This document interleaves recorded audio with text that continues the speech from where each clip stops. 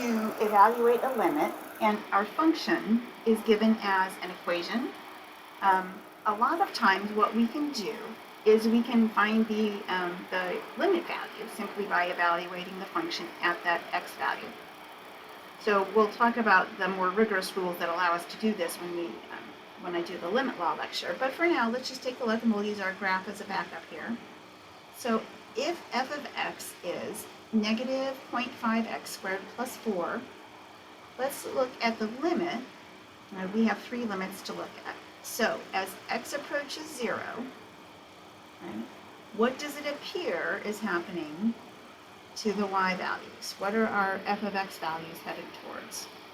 Well, right, it looks like from our graph they're headed towards 4, and that's in fact what we get if we evaluate our function at x equals 0.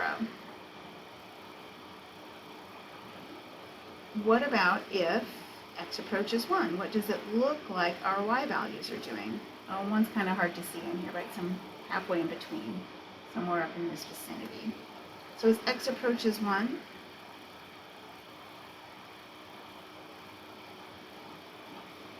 you can just plug in that x value.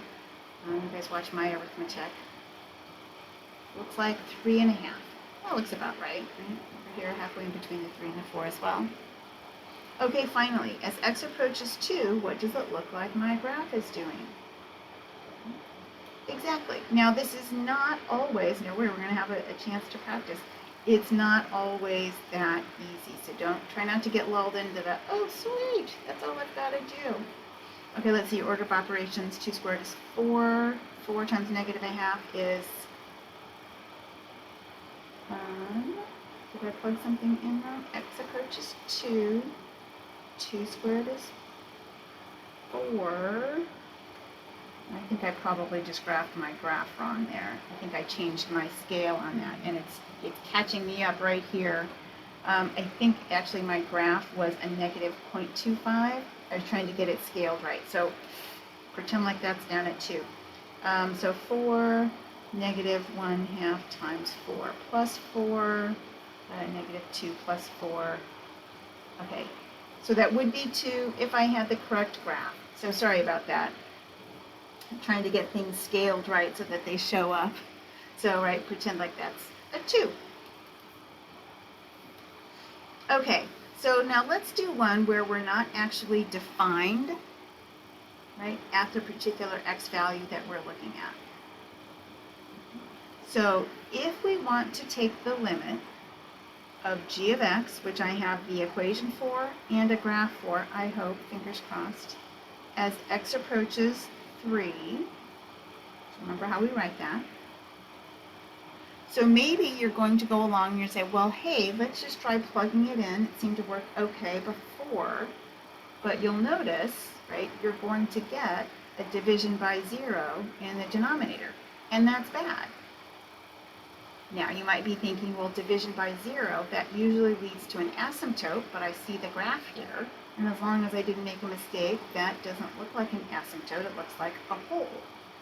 So, let's go ahead and investigate. So, the way we can investigate it using a table is we are just going to look at x values that are kind of in that vicinity. So we'll go a little bit below, right, our given x value and a little bit above and just kind of see what we get. And then we'll use our graph as, again, an estimate. Again, fingers crossed that I have it right. So I've got a calculator here, and unfortunately I need to move my paper or you're not going to be able to see my screen. The white kind of blacks it out. So I'm going to move that so you can see my screen. And there are a couple of ways you can find those values. I'm going to go ahead and just plug that into my y equals screen. So what do I get there? X cubed x squared minus 6x for the numerator. And then the denominator is x minus 3. Yes, I know there's that whole fraction thing, but I feel better here.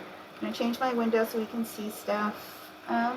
Let's see, what window do I have here? I'm going between negative 3 and 5, it looks like, on my on the graph paper.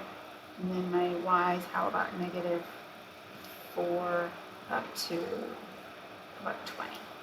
And I might do those by 2's. Okay, and now let's look at the graph. Okay, yep, that's plotting out the same thing we kind of have there. And now I want the y values for a set of x values. So what I can do is I can go to the button, it's the second feature for trace, it says calc. So second calc, and I want to calculate some values. So I'm going to choose option 1.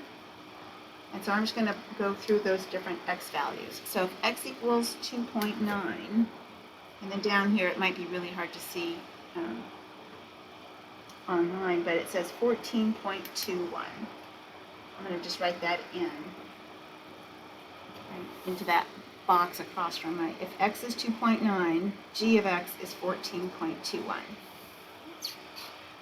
Now, let me try, I'm just going to try to, oh, it does. I'm just typing in my next x value, so 2.99. So that y value is 14.9201.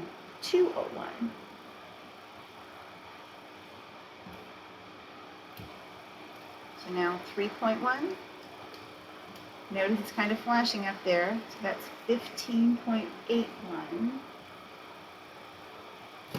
And 3.01, 15.081.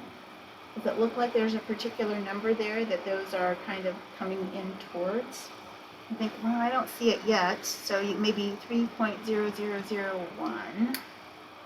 Oh, 15.0008.